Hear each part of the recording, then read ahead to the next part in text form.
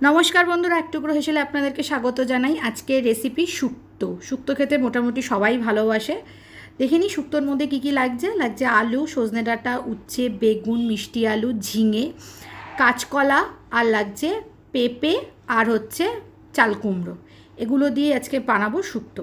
শুক্তোতে যে মশলাগুলো লাগছে: নুন, রাঁধুনি বাটা, পোস্ত, চারমগজ বাটা, আদা বাটা, চিনি, গরম মশলা বাটা, এছাড়াও লাগছে সর্ষের তেল।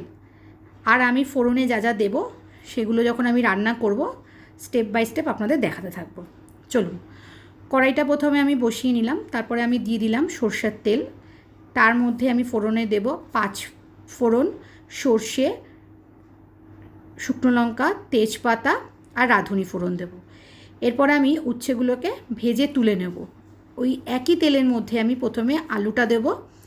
তার সাথে সাথে আমি সমস্ত সবজিগুলি এক এক করে দিয়ে দেবো, একসাথেই দিয়ে দেবো, যাতে ভাজাটা একসাথেই হয়ে যায়। অনেকেই জানি আলাদা আলাদা করে ভেজে তুলে রাখেন, কিন্তু আমি এরকমভাবে করি না।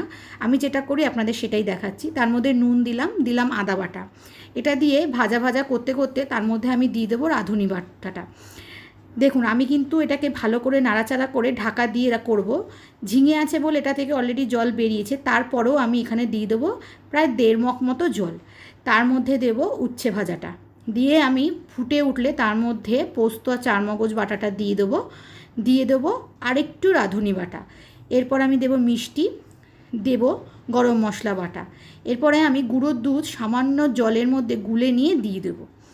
আমাদের রেসিপিগুলো যদি আপনাদের ভালো লেগে থাকে অবশ্যই আমার চ্যানেলটিকে সাবস্ক্রাইব করে পাশে থাকা বেল বাটনটি টিপে দেবেন এবং লাইক, কমেন্ট, শেয়ার করতে ভুলবেন না। আমি একটু বড়িও ভেজে নিয়েছিলাম, ভাজাটা আপনাদের দেখাতে পারিনি।